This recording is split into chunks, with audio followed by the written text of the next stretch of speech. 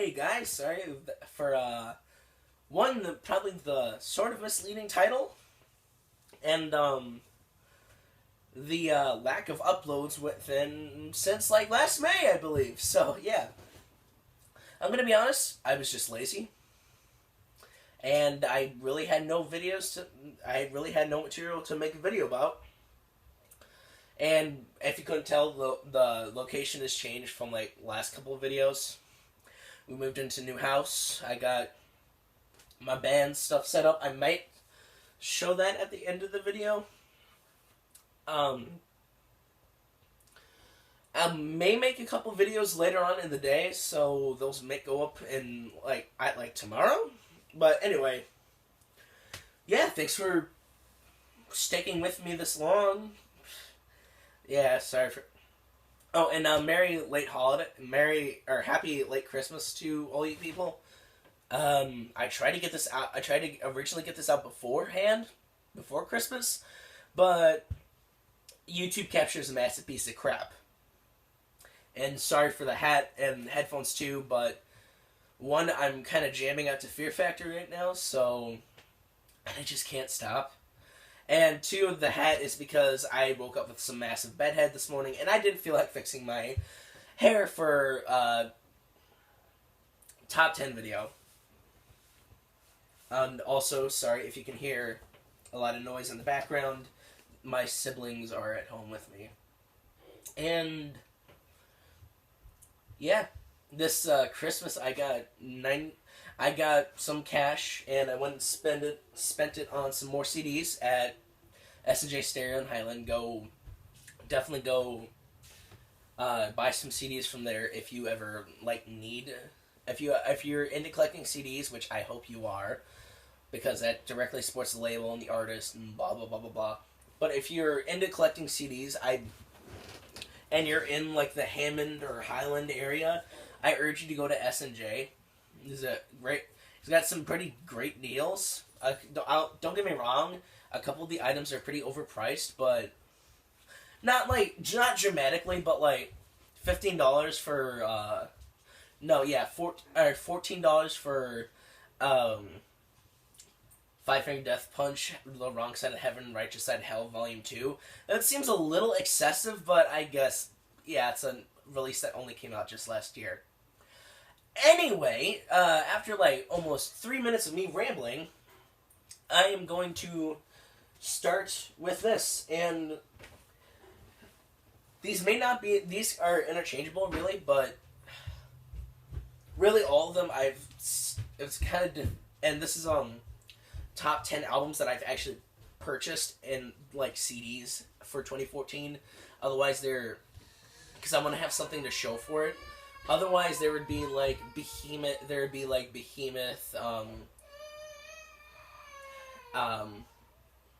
Triptychon, and all that. There'd be bands like that, but I don't have their CDs, unfortunately.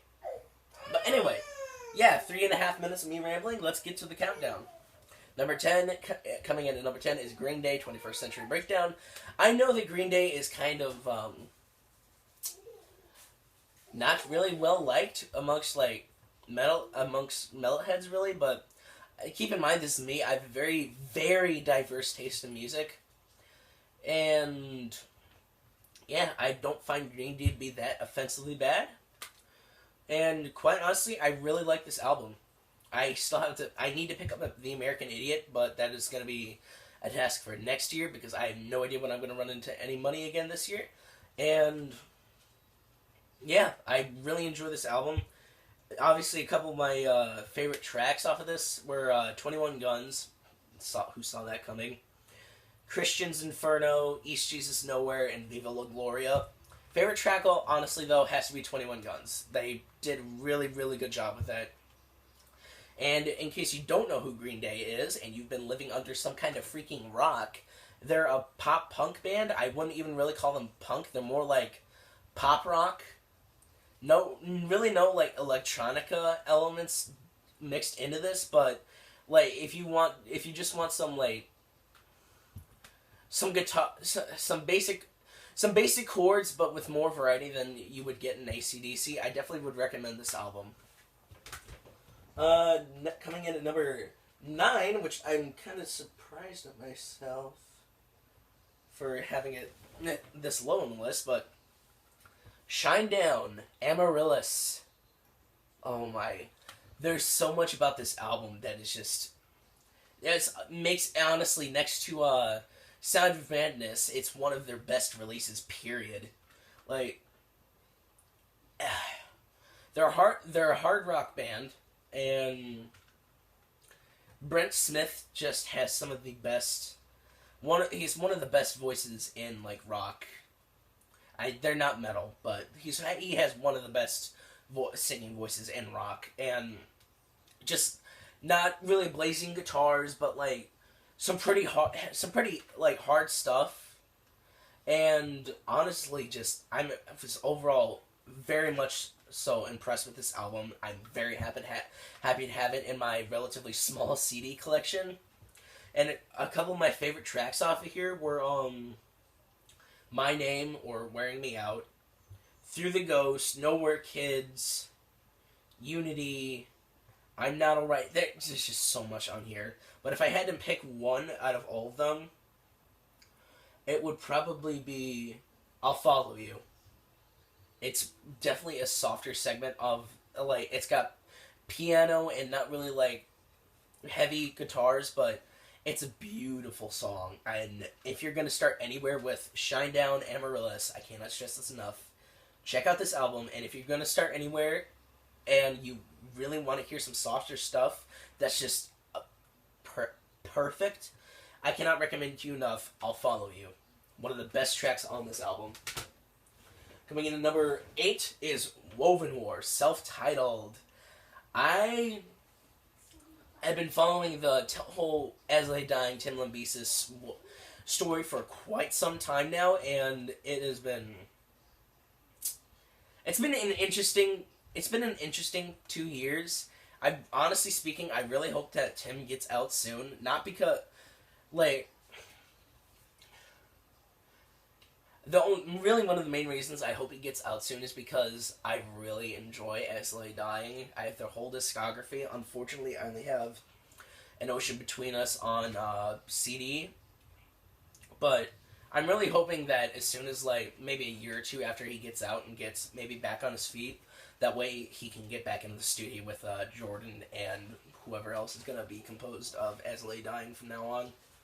Because everybody else quit except for Jordan. But anyway, I cannot express to you how dearly I was waiting for this album, and it's fantastic. Although, honestly, I don't see why, Shane Blay from, Oh Sleeper was really needed. I'm not dissing his vocals by any means, they're great. This is actually kind of like a heavier 3 Days Grace. This is like As I Lay Dying with 3 Days Grace vocals. But anyway, I don't see why Shane Blaine was really needed. And again, I'm not bashing his vocals. I enjoy them.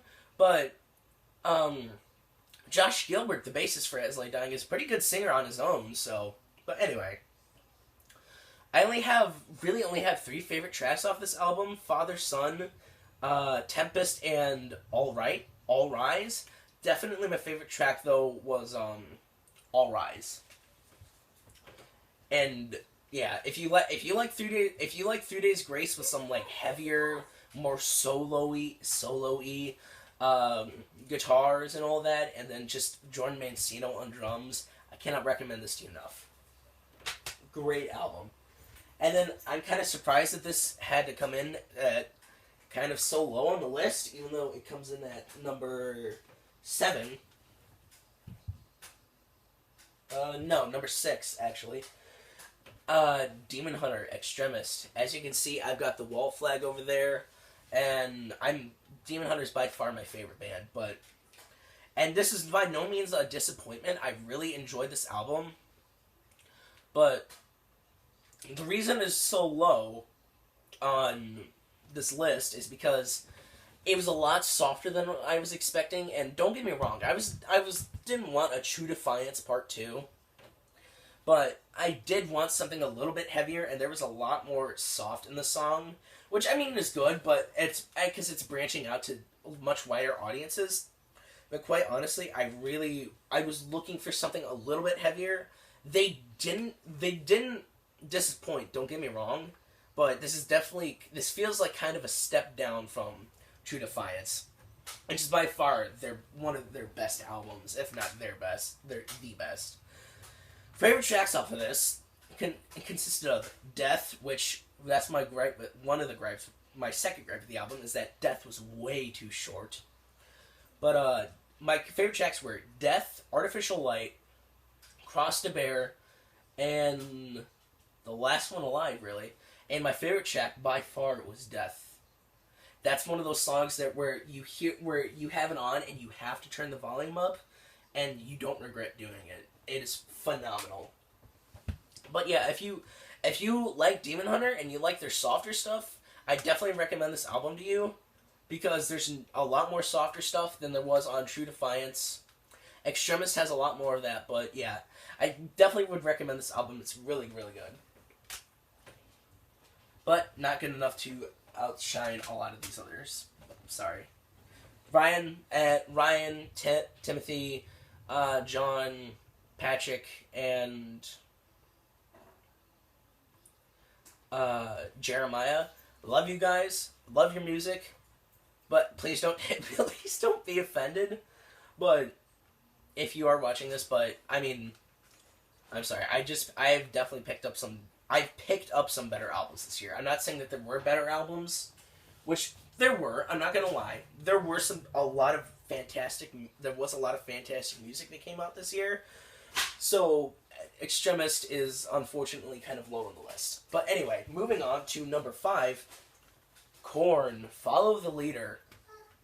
I got in a bit of trouble for this one, actually, because up until this point, I had only heard Freak on a Leash, and I don't care about lyricism in songs, for the most part, anyway. I'll get into that in probably a later video. But I don't care about lyricism in songs. I enjoy the music for the music. But my parents they didn't exactly approve of it, so I got in some trouble for this, but it's still just a fantastic new metal album and one of Korn's best.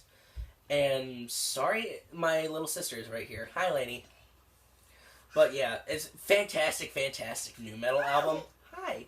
Fantastic. If you don't really care about lyricism, it's not that I don't care about the lyricism. I mean, it's good. There can be a lot of, deep stuff in here, but I don't care. If you don't really care about, cussing and, then inappropriate themes or something of that sort, I definitely would recommend this to you, and especially if you like new metal. Winston, get out of here. I can't get Lainey out of here, but I can get you out of here. Sorry for all the interruptions. Favorite tracks off of this were Freak on a Leash, obviously. That's the one everybody loves. All in the Family, Children of the Corn, Dead Bodies Everywhere, Got the Life. Favorite track, though? I'm gonna go ahead and say All in the Family, because Jonathan Davis and Fred Durst just going at it with each other was freaking hilarious, and it was all around. It was a pretty good song. Coming in at number 4.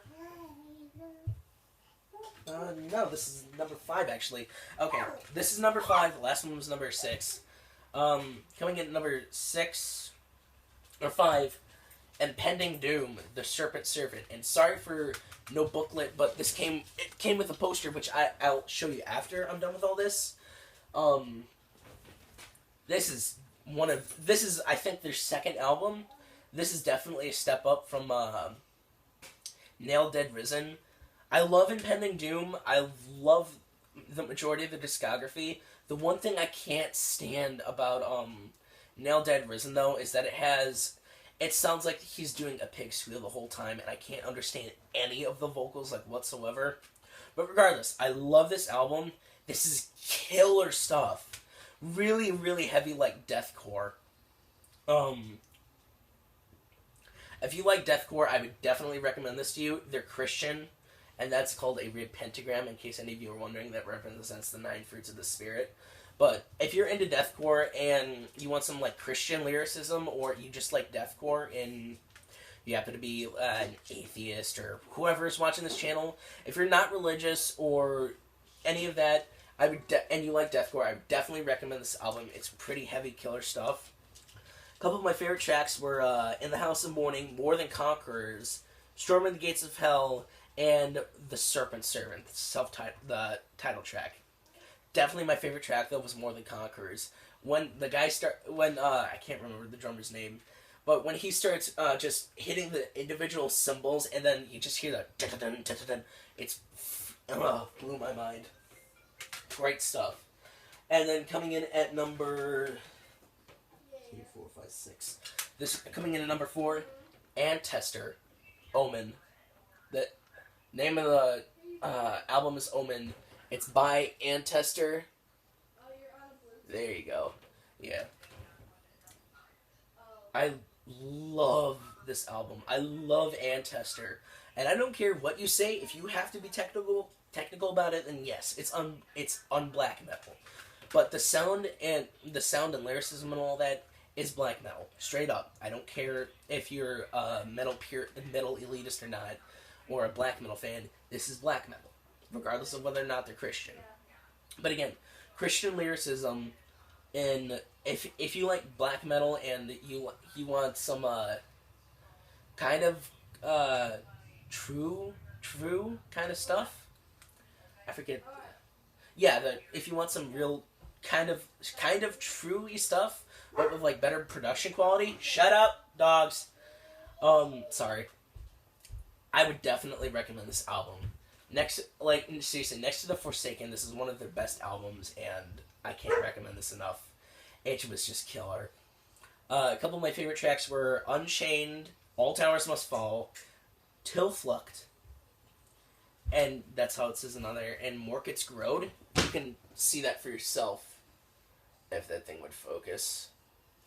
But yeah, about my favorite tracks, bar none, is probably Morkit's Grode. One of the best ways you can end a black metal album, honestly.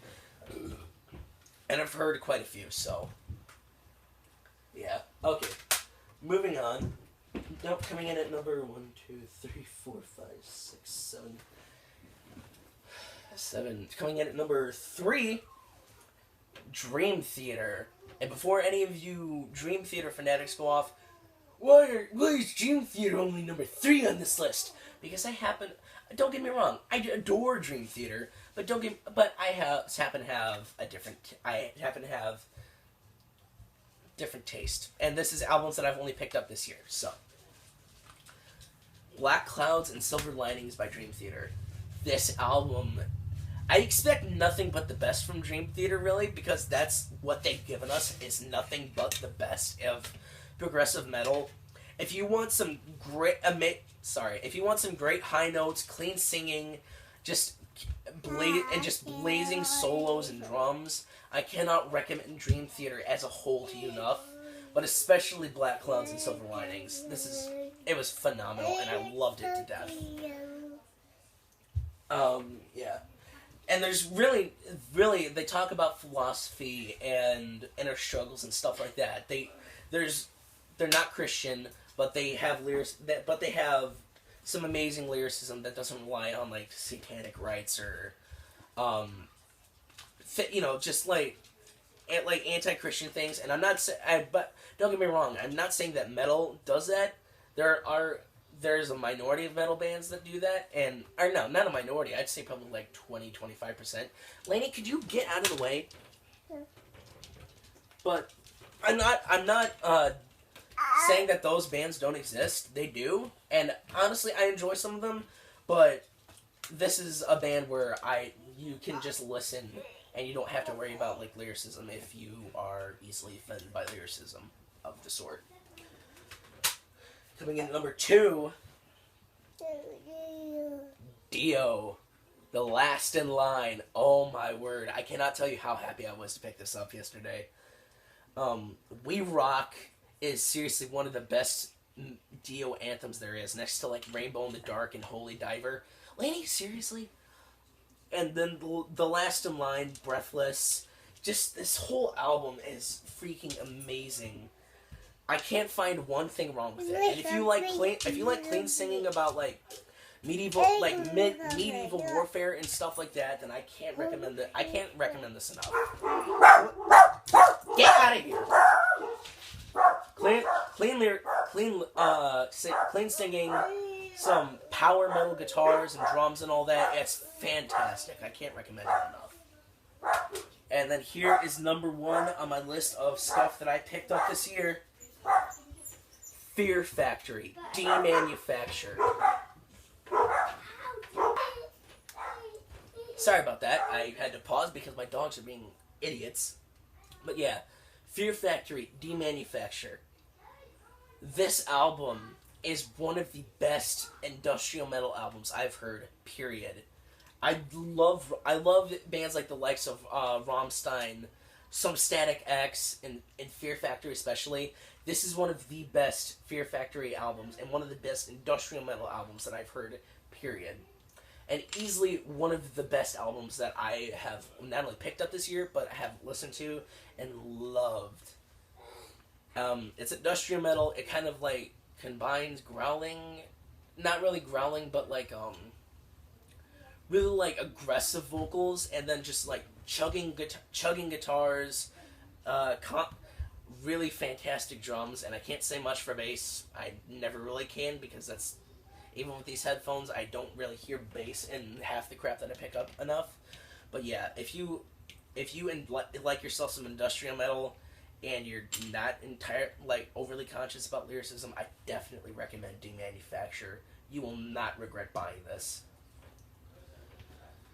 And then, as promised, not as promised, but yeah, I'll show you the impending doom. And the band things that I was missing. There's the impending doom one. Sorry for my hat. Yeah, killer.